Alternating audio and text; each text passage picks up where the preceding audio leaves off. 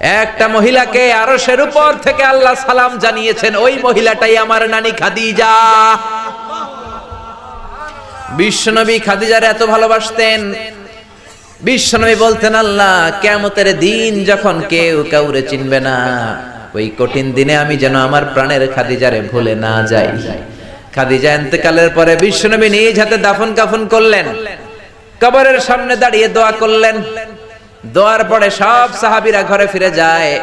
আবু বকর বললেন, নবী চলেন ঘরে ফিরে যাই, দাফন শেষ, কাফন শেষ, দোয়াও শেষ।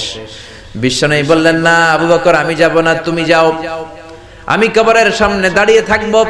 যেই মহিলাটাকে এই কবরের মধ্যে আমি শোয়ালাম রে আবু বকর, এই মহিলাটা সাধারণ কোন মহিলা নয়, আমার বিপদের দিনের সঙ্গিনী খাদিজা।